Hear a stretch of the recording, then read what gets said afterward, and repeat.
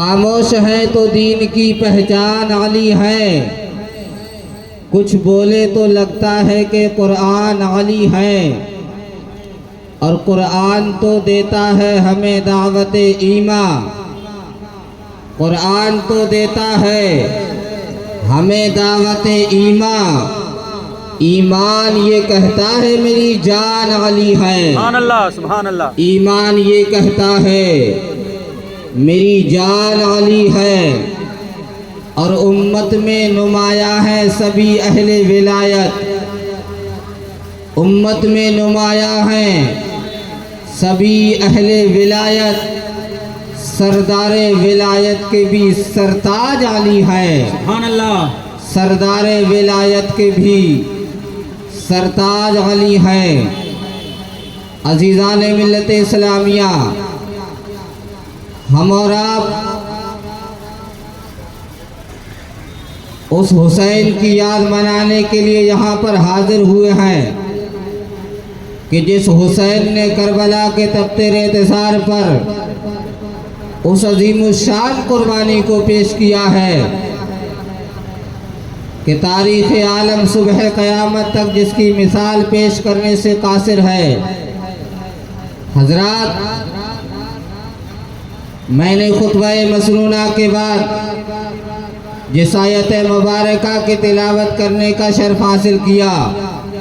اللہ تعالی جل مجدہ الکریم ارشاد فرماتا ہے قرآن مجید میں، قد جاءکم من اللہ نور و کتاب مبین، تحقیق کے آ گیا تمہارے پاس اللہ کی جانب سے ایک نور اور روشن کتاب۔ عزیزان ملت اسلامیہ، نور سے مراد پیارے آقا صلی اللہ تعالی علیہ وسلم کی ذات مبارکہ ہے، اور کتاب مبین سے مراد قرآن مجید کو لیا گیا ہے۔ حضرات، آپ دنیا انسانیت کا جائزہ لیجئے، انسانی نسل کو پڑھیے، انسانی تاریخ کا جائزہ لیجئے، انسانی ہسٹری کو پڑھ کر دیکھیے کہ جب سے دنیا آباد، جب سے انسانی نسل نے دنیا میں جنم لیا تب تک کی تاریخ کو اٹھا کر دیکھیے کہ جب سے انسان دنیا پر آیا تو اللہ تعالیٰ نے انسانوں کی رشد و ہدایت کے لیے، انسانوں کی رہنمائی کے لیے اپنے نبی و رسول کو بھیجا، اپنے پیغمبروں کو بھیجا، اور جب جب انسان سیدھے راستے سے بھٹکا، جب بھی انسان خدا کو بھول کر غیروں کے سامنے اپنے سر کو جھکانے لگا، جب بھی انسان نے خدا کو چھوڑ کر دوسروں کی، جب بھی انسان نے ایک خدائے وحدہ لا شریک کو چھوڑ کر دوسرے کی عبادت شروع کی، تو یہ سنت الہیہ رہی، یہ پروردگار عالم کا احسان رہا کہ پروردگار عالم نے انسانوں کی رشد و ہدایت کے لیے، ان کی رہنمائی کے لیے اپنے نبی و رسول کو بھیجا، اپنے پیغمبروں کو بھیجا، اور چلتا رہا یہ سلسلہ، یکے بعد دیگرے نبی و رسول آتے رہے، پیغمبر آتے رہے، اور رشد و ہدایت کا اجالا پھیلاتے رہے۔ پھر پروردگار عالم جل مجدہ الکریم نے حضرت سیدنا عیسیٰ علیہ السلام کو دنیا پر بھیجا، اور بھیجنے کے بعد پھر عیسیٰ علیہ السلام کو زندہ آسمان پر اٹھایا۔ اس کے بعد ایک لمبا زمانہ گزرا، لمبا عرصہ گزرا، دن ہفتوں میں بدلے، ہفتے مہینوں میں بدلے، مہینے سالوں میں بدلے، اور سال برسوں میں تبدیل ہوتے چلے گئے۔ 500 سال کا لمبا عرصہ گزرا، 500 سال کا لمبا زمانہ گزرتا چلا گیا، دنیا میں کوئی نبی نہیں آیا، دنیا میں کوئی پیغمبر تشریف نہیں لایا، ساری دنیا اندھیروں میں ڈوبتی چلی گئی، اندھیروں کی بڑھتے چڑھتی چلی گئی، ظلمت پہ ظلمت، تاریکی پر تاریکی، اندھیروں اندھیروں میں اندھیرا، ساری دنیا اندھیروں میں ڈوبتی چلی گئی، ساری دنیا جو ہے اندھیروں میں ڈوبتی چلی گئی، ہر طرف اندھیرا پھیلتا چلا گیا، دنیا انسانیت چیخ پڑی تھی، اے پروردگار عالم یہ میرے سینے پر اندھیرے کا بسیرا کب تک رہے گا؟ اے اللہ کسی ایسے کو بھیج دے جو ظلمتوں کا خاتمہ کر کے ہر طرف نور کی برسات فرما دے۔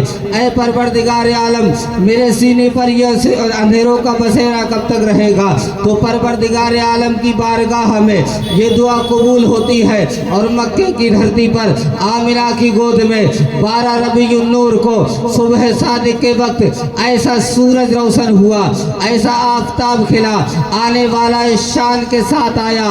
آمنہ کی گود میں صبح صادق کے وقت، اور نور کی وہ برسات کی اس نے کہ اس بارش نور کو دیکھ کر بریلی کے تاجدار پکار اٹھے صبح طیبہ میں ہوئی، بڑھتا ہے باڑا نور کا صدقہ لینے نور کا آیا ہے تارا نور کا، صدقہ لینے نور کا آیا ہے تارا نور کا۔ عزیزان ملت اسلامیہ رسول کونین صلی اللہ تعالیٰ علیہ وسلم کی جلوہ گری ہو گئی ہے، اور پیارے آقا صلی اللہ تعالیٰ علیہ وسلم جب اس دنیا کی پی پر تشریف لائے ہیں، ایسے عالم میں مصطفیٰ جان رحمت صلی اللہ علیہ وسلم تشریف لائے ہیں جب ہر طرف بربریت کا دورہ ہے، ہر طرف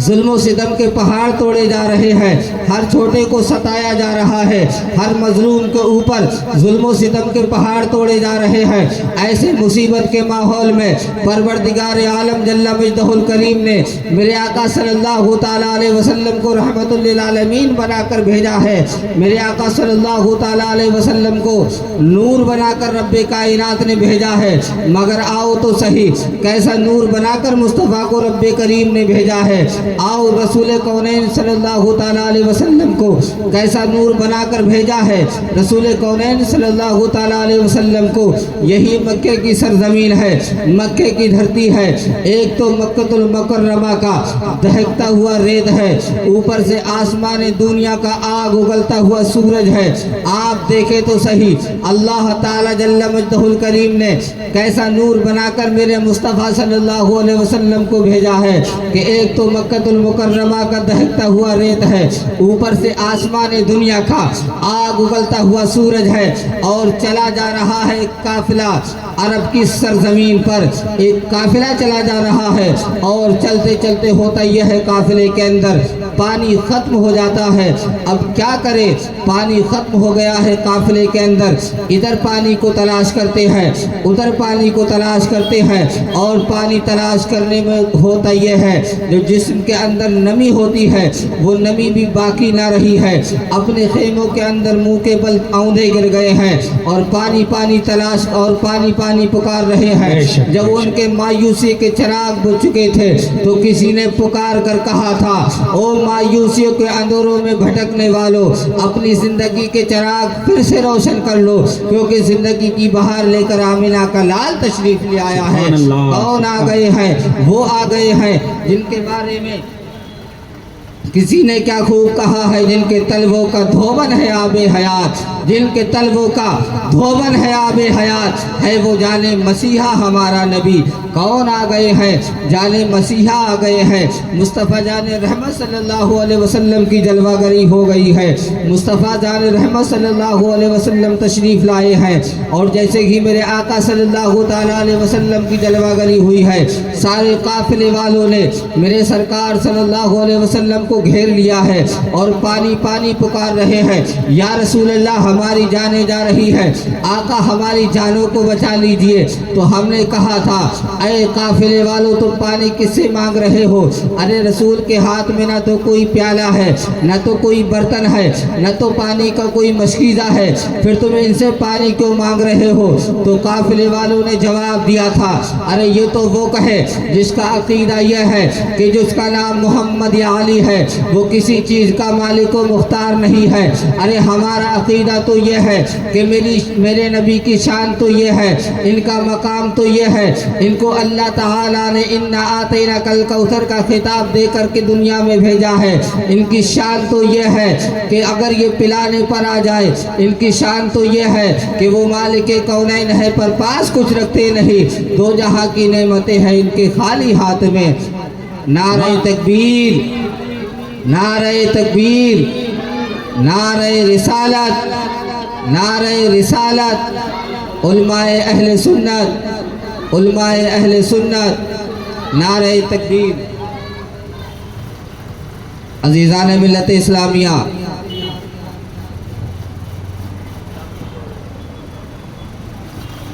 आप देख रहे हैं कि मिंबर नूर पर हिंदुस्तान का वो नामवर खतीब जलवा अफरोज हो चुका है, जिसके लिए ये कहूँ तो बेजाना होगा कि अहले हक का दिलेर बैठा है। मचल के बोले सुभान अल्लाह कि अहले हक का दिलेर बैठा है, करके दुश्मन को ज़ेर बैठा है, ओढ़ कर रुख पे कादरी चादर अहले सुन्नत का शेर बैठा है, ओढ़ कर रुख पे कादरी चादर अहले सुन्नत का शेर बैठा है। हजरात, वक्त किल्लत गिर है, आइए बिला ताख़ीर व तमहीद तशरीफ़ ला रहे हैं शहंशाह खिताबत मुदब्बिर कौम व मिल्लत आलिम जलील आलिम नबील फाजिल जलील हज़रतुल अल्लाम हज़रत अल्लामा मौलाना अशाह शम्सुल कमर साहिब क़िबला की आमद हो रही है। मैं चाहता हूँ कि आने वाले खतीब का वेलकम नारे स्वागत नारे तकबीर से कर लिया जाए और आगे से लेकर पीछे तक सारे लोग आने वाले मेहमान खतीब का इस्तकबाल दोनों हाथों को परचम अब्बास बनाकर फिजा में लहराकर बोले नारे तकबीर, नारे रिसालत, नारे रिसालत, या हुसैन, या हुसैन, या हुसैन, या हुसैन, या हुसैन। ज़िक्रे शुहदाए करबला जिंदाबाद, ज़िक्रे शुहदाए करबला, जिंदाबाद, उलमाए अहले सुन्नत, जिंदाबाद, उलमाए अहले सुन्नत, जिंदाबाद। नारे तकबीर, नारे रिसालत। आदिल को मेरे इस तरह आबाद कर दे तू, आदिल को मेरे इस तरह आबाद कर दे तू, बातिल को चूर कुफ्र को बर्बाद कर दे तू।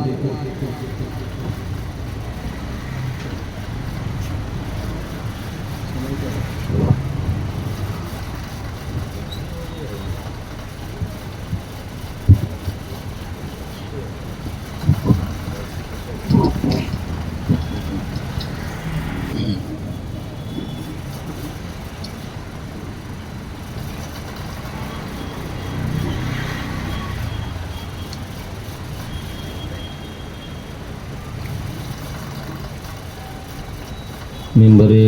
नूर पर तशरीफ़ फरमा बावक़ार उलमाए किराम,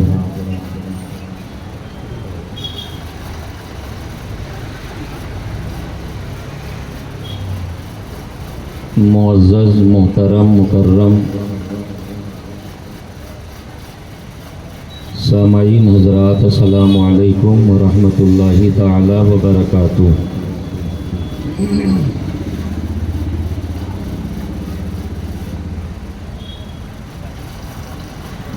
अल्हम्दुलिल्लाह,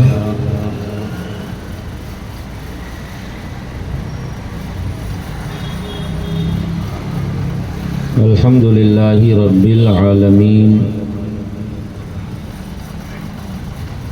वल आक़िबतु लिल मुत्तक़ीन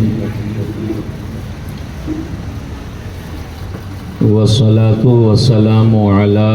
जद्दिल हसनी वल हुसैन व अला आलिहि व अस्हाबिहि व अज़वाजिहि व ज़ुर्रिय्यातिहि व अहलि बैतिहि अजमईन।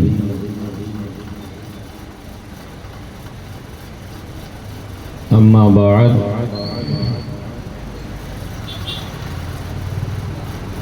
فأعوذ بالله من الشيطان الرجيم بسم الله الرحمن الرحيم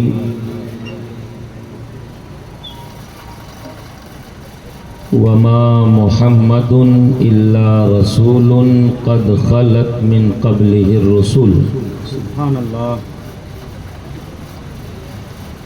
أفإن مات أو قتل انقلبتم على أعقابكم ومن ينقلب على عقبيه فلن يضر الله شيئا وسيجزي الله الشاكرين. آمنت بالله صدق الله مولانا العظيم وصدق رسوله النبي الأمين المكين المتين الكريم ونحن على ذلك لمن الشاهدين والشاكرين والحمد لله رب العالمین. آئیے سب سے پہلے عقیدت و محبت کے ساتھ بارگاہ رسالت میں ہدیہ درود و سلام پیش کر لیا جائے. بآواز بلند پڑھیں اللہم صلی علی سیدنا و مولانا محمد معدن الجود والکرم منبع العلم والحلم والحکم وآلہ وبارک وسلم. صلو علیہ صلاۃ و سلاما علیک یا رسول اللہ صلاۃ و سلاما علیک یا حبیب اللہ صلی اللہ تعالی علیہ وسلم. پروردگار عالم کا بے پناہ فضل و احسان ہے کہ اس نے ہمیں اور آپ کو اہل بیت اطہار کی محبت میں ذکر شہدائی کربلا کی مجلس میں بیٹھ کر کے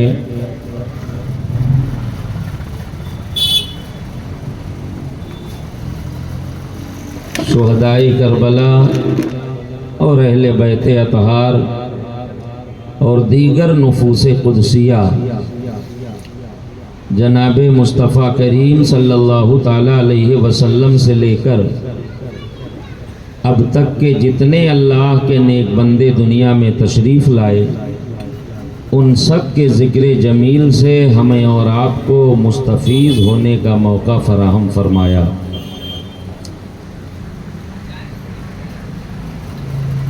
یہ ہماری اور آپ کی سعادت مندی ہے. دنیا اپنے اپنے اعتبار سے اپنی اپنی رنگ میں ہے، اپنے اپنے اعتبار سے وہ بارگاہ امام میں خراج پیش کرتی ہے اور ہر عاشق،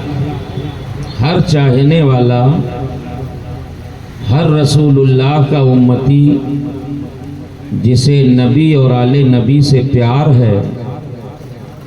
وہ اپنے اپنے اعتبار سے نبی کے شہزادوں کو یاد کرتا ہے. یہ الگ بات ہے، یہ ہماری اور آپ کی خوش نصیبی ہے کہ اللہ نے ہمیں سنی صحیح العقیدہ مسلمان بنایا اور مسلمان بنا کر اہل سنت والجماعت کے طریقے پر اپنے کام انجام دینے کی توفیق فرمائی. ورنہ اسی دنیا میں اگر آپ مشاہدہ کریں تو دیکھیں دنیا میں بہت ساری قومیں، دنیا میں بہت سارے مکتب فکر کے لوگ اپنی اپنی فکر کے اعتبار سے، اپنے اپنے نظریے کے اعتبار سے اہل بیت کا نام لے کر، اہل بیت کی محبت کا نام لے کر اور اہل بیت کی محبت کی آڑ میں اپنے ایمان و عقیدے کا جنازہ بھی نکال رہے ہیں۔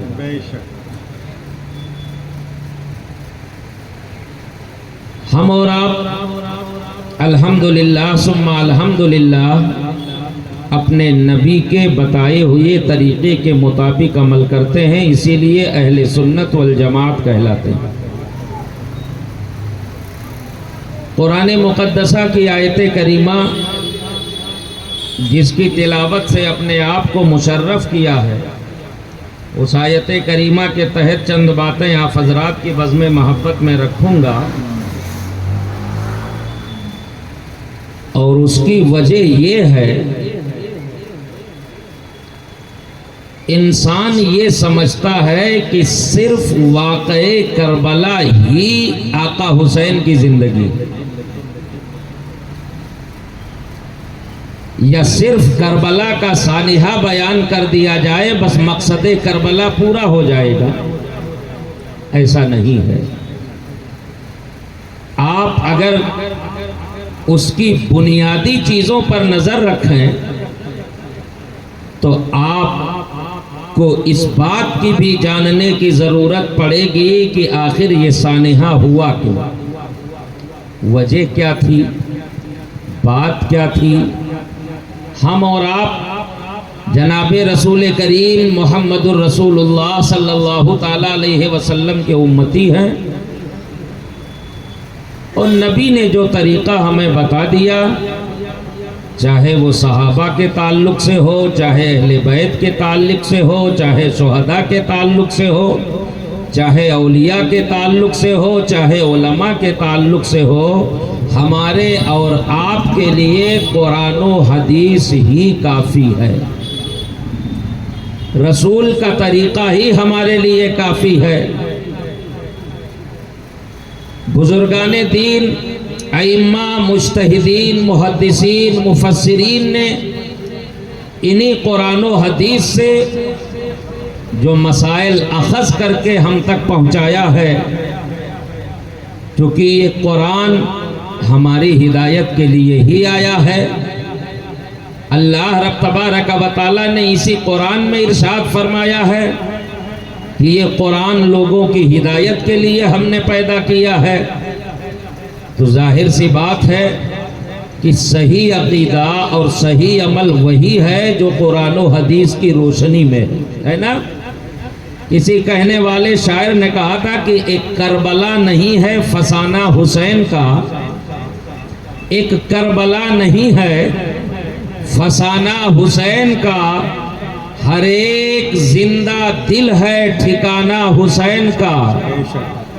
ہر ایک زندہ دل ہے ٹھکانہ حسین کا، اور وہ شاہ ہے، بادشاہ ہے، شہنشاہ ہے دین کا، ہوتا نہیں ہے ختم زمانہ حسین کا۔ زمانہ حسین کا صرف محرم کے 10 دن کا نہیں ہے، اس لیے 10 دن کے حسینی بننے والوں اپنے نبی صلی اللہ تعالی علیہ وسلم کی سیرت طیبہ پڑھو، تاریخ اسلام اٹھا کر کے دیکھو، آقا کریم صلی اللہ تعالی علیہ وسلم کے اس مقدس شہزادے سے صرف نبی نے یہ نہیں کہا کہ جب 10 محرم آئے تو کھچڑا پکا کے آقا حسین کی محبت کا اعلان کر دو، شربت پلا کے اہل بیت کی محبت کا اعلان کر دو، نہیں، اور نبی نے مقید نہیں کیا ہے، بلکہ نبی نے مطلق طور پر ارشاد فرمایا ہے کہ میں ان سے محبت کرتا ہوں، تم بھی ان سے محبت کرو، میں ان سے محبت کرتا ہوں، تم بھی ان سے محبت کرو، جو ان سے محبت کرے گا وہ مجھ سے محبت کرے گا۔ کیا مطلب ہے؟ کسی حدیث پاک کی کتاب میں یہ روایت کوئی نہیں دکھا سکتا ہے کہ نبی نے مقید کیا ہو کہ بس محرم میں محبت کرتا ہوں، تم بھی 10 دن خوب محبت دکھانا،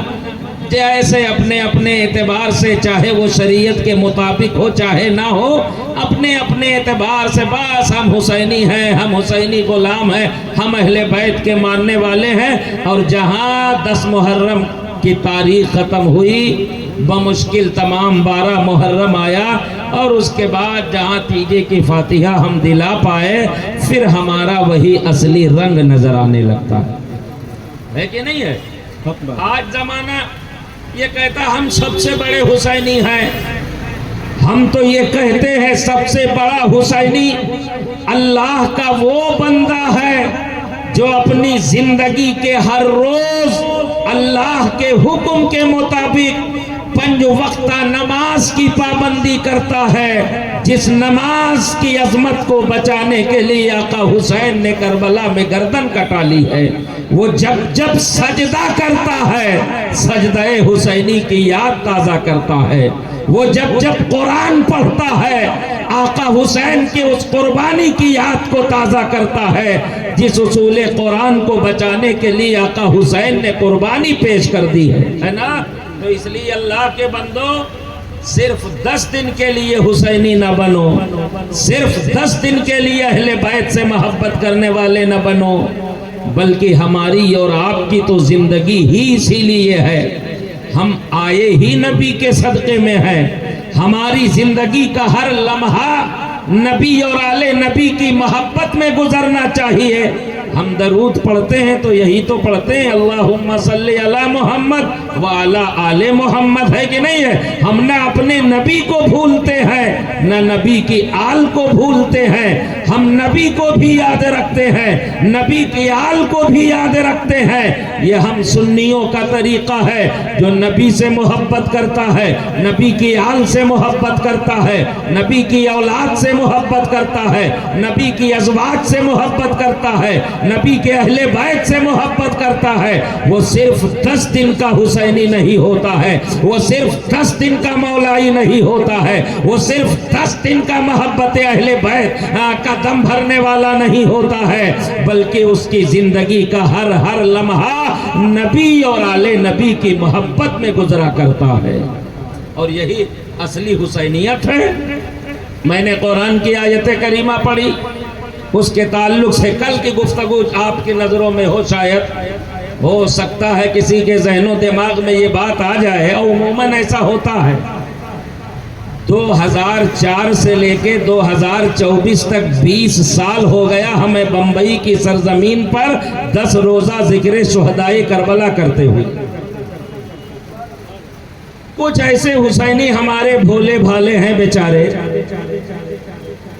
جن کو یہ لگتا ہے آج 3 دن ہو گیا ابھی تک وہ رونے رلانے والی باتیں نہیں آ پائیں، ابھی تک کربلا کا تذکرہ نہیں کیا۔ یہ اللہ کے بندے، یہ جو بتا رہا ہوں بنیادی چیزیں، آپ بنیادی چیزیں جاننا نہیں چاہتے ہو، کسی پڑھے لکھے کی بات سننا نہیں چاہتے ہو،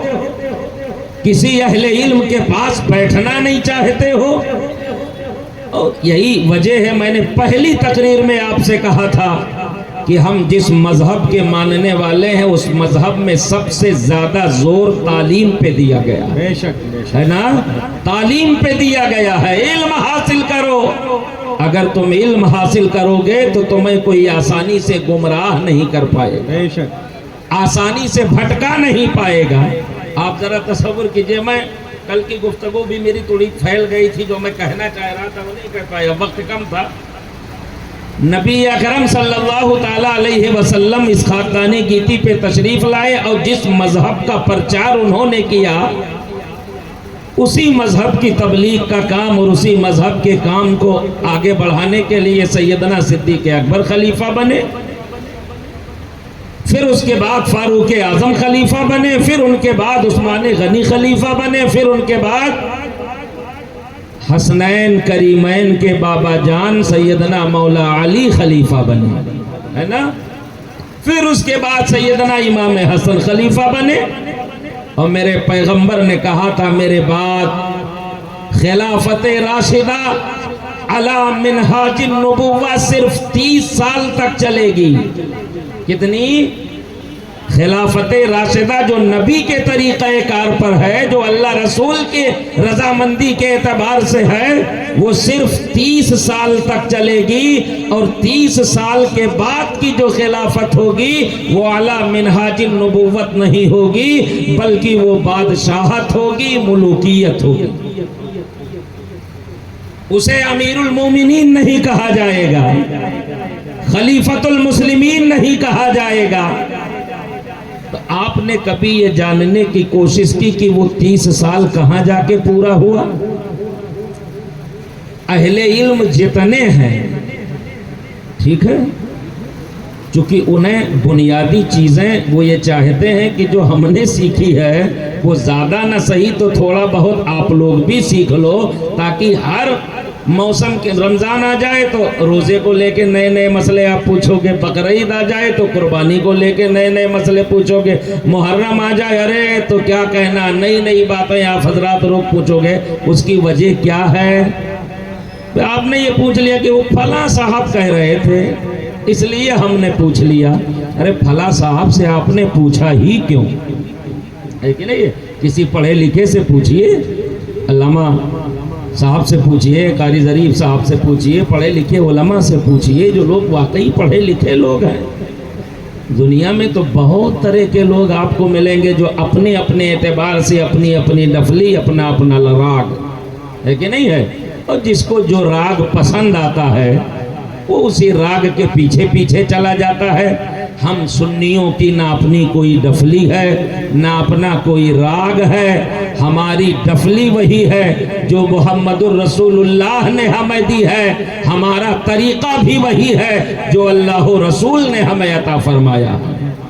ہے نا، ہم وہی کہتے ہیں۔ تو ہم بات کر رہے تھے رسول اکرم صلی اللہ تعالی علیہ وسلم کی، کہ نبی نے اپنے آخری خطبے میں جب مسجد نبوی میں صحابہ کو جمع کیا تھا نا، اللہ کا حکم آ گیا تھا، مصطفیٰ آج میں نے تمہارے دین کو مکمل کر دیا ہے اور اپنی نعمتیں تمہارے لیے تمام کر دی ہیں، مذہب اسلام کو دین کے اعتبار سے میں نے پسند کر لیا ہے تمہارے لیے۔ تو نبی نے سمجھ لیا کہ میرے آنے کا مقصد پورا ہو گیا، اب دنیا سے جانے کا وقت آ گیا۔ تب نبی نے کیا کہا تھا؟ جمع کرو، نصیحت کرنا چاہتا۔ آخری خطبے میں پیغمبر نے کیا کہا تھا؟ نماز کا خیال رکھنا اور اپنے ماتحتوں کا خیال رکھنا۔ ایک اللہ کی عبادت کا حق نبی نے بتایا اور ایک اللہ کے بندوں کا حق نبی نے بتایا، کہ حقوق اللہ بھی یاد رکھنا اور حقوق العباد بھی یاد رکھنا ہے نا۔ اور اس کے بعد آپ ذرا تصور کیجئے، آج ہم اور آپ نعرہ بہت لگاتے ہیں، محبت کا دم بہت بھرتے ہیں، لیکن عملی میدان میں اگر دیکھا جائے، کل میں نے کہا تھا شاید جب کورونا تھا تو ڈنڈا کھا کے نماز پڑھنے کا جذبہ بھوت سوار تھا۔ آج مسجد خالی ہے، کوئی روکنے والا نہیں ہے، بلانے والا روز بلاتا ہے، نہیں جاتے ہو ہے کہ نہیں ہے؟ اللہ جانے کس نظریے کے ہیں ہم لوگ، ہے نا۔ اللہ ہم سب کو عقل سلیم عطا فرمائے۔ رسول اکرم صلی اللہ تعالی علیہ وسلم کا جب مرض بڑھ گیا اور وقت وصال قریب تھا، آج ہم دوستوں کی مجلس میں جب بیٹھتے ہیں اور اپنی رنگین محفل میں ہوتے ہیں تو ہمارا نوجوان یہ کہہ کے گناہ کرتا ہے، ارے یار کرو جو ہوگا دیکھا جائے گا، کہتا کہ نہیں کہتا؟ کرو جو ہوگا دیکھا جائے گا۔ کیا موت کو تم آسان سمجھتے ہو؟ موت کے وقت کو ہلکے میں آپ لے رہے ہیں؟ آپ رسول اکرم صلی اللہ تعالی علیہ وسلم کے وقت وصال کا مشاہدہ کیجئے اور حدیث پاک اٹھا کر کے دیکھیے۔ حضرت عائشہ صدیقہ ام المومنین رضی اللہ تعالی عنہا، جو سرکار کی ازواج میں سے سب سے چہیتی بیوی کا نام سیدتنا عائشہ صدیقہ رضی اللہ تعالی عنہا ہے، وہ کہتی ہے کوئی لاکھ کہے کہ مجھے موت کے وقت تکلیف نہیں ہوئی ہے تو میں ماننے کے لیے تیار نہیں ہوں اس لیے کہ اس کائنات میں جناب محمد الرسول اللہ سے زیادہ رب کا محبوب کوئی ذات نہیں رہی ہے، اور نبی سے زیادہ رب کا قریبی کوئی نہیں رہا ہے۔ وقت وصال پیغمبر کا سر میری گود میں تھا، ایک کٹورے میں پانی رکھا ہوا تھا، مصطفیٰ کریم پر ایک اضطرابی کیفیت طاری تھی، نبی کٹورے میں پانی میں ہاتھ ڈال کر کے اپنے چہرے پر بار بار پھیرتے تھے، لا الہ الا اللہ، لا الہ الا اللہ، اور پیغمبر اپنی زبان نبوت سے کہتے تھے کہ موت کے وقت بھی سختیاں ہیں۔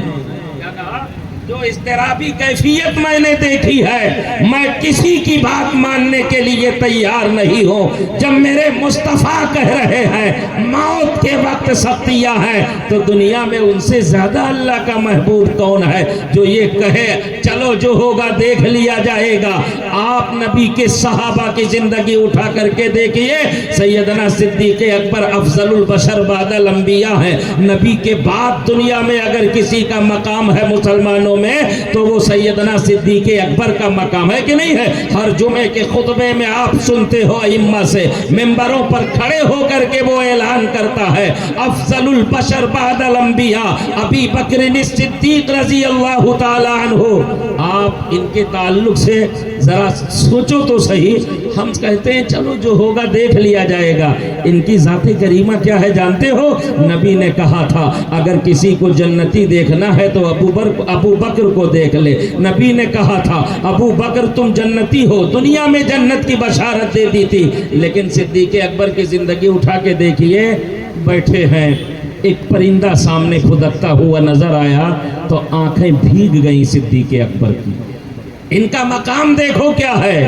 آنکھیں بھیگ گئی صدیق اکبر کی۔ صحابہ نے پوچھا امیر المومنین یہ رونے کی وجہ کیا ہے؟ کہا اس پرندے کو دیکھ کر کے میں رونے لگا ہوں۔ پوچھا وجہ کیا ہے؟ کہا کاش ابو بکر انسان نہ ہوتا، ایک پرندہ ہوتا تو اپنے رب کے حضور حاضر ہونے سے بچ جاتا۔ قیامت کو یاد کر کے سیدنا صدیق اکبر رو رہے ہیں، رب کے حضور حساب و کتاب کے تعلق سے حاضری کو سوچ کر کے رو رہے ہیں کہ میں اپنے رب کا سامنا کیسے کروں گا، حساب و کتاب کیسے دے گا ابو بکر۔ یہ سوچ کر کے سیدنا صدیق اکبر جیسا انسان کہہ رہا ہے کاش میں انسان نہ ہوتا، پرندہ ہوتا تو اپنے رب کے حضور حاضر ہونے سے بچ جاتا۔ اے اللہ کے بندو، آقا حسین سے محبت کا دم بھرتے ہو، اہل بیت سے محبت کی بات کرتے ہو، سیدہ فاطمہ سے محبت کی بات کرتے ہو، رسول اللہ کے نام پر گردن کٹانے کی بات کرتے ہو، اپنے اعمال کا محاسبہ کرو۔ ابو بکر کا یہ مقام ہونے کے بعد اللہ کے حضور حاضر ہونے سے اس قدر ڈرتے ہیں، ہماری کیا حیثیت ہے کہ اپنے رب کے حضور حاضر ہو کر کے ہم حساب و کتاب کریں؟ کوئی حقیقت ہے ہماری؟ صبح سے لے کر شام تک ہم گناہ پہ گناہ کرتے ہیں، رات سے لے کر صبح تک ہم پروردگار عالم کی نافرمانی کرتے ہیں۔ مصطفیٰ جان رحمت صلی اللہ تعالی علیہ وسلم حجرہ عائشہ میں ہیں، ہے نا، اور اس کے بعد رسول اکرم صلی اللہ تعالی علیہ وسلم جب تک چل کے مسجد نبوی جا سکتے تھے نا، خود جا کے نماز ادا کراتے تھے، لیکن جب کمزوری اور بڑھ گئی تب میرے نبی نے کہا تھا ابو حضرت عائشہ سے کہ ابو بکر سے کہہ دو کہ وہ لوگوں کو نماز پڑھائیں۔ کیا کہا اللہ؟ ابو بکر سے کہہ دو کہ وہ لوگوں کو نماز پڑھائیں۔ آج ایک طبقہ ہے جو خلافت کے معاملے میں صرف مولا علی کے علاوہ کسی کو ماننے اور سویکار کرنے کے لیے تیار ہی نہیں ہے۔ کیا؟ اسی بات کو لے کر کے صحابہ پر وہ لان تان کرتے ہیں، سیدنا ابو بکر صدیق، فاروق اعظم، عثمان غنی کے تعلق سے بہت ساری باتیں کرتے ہیں۔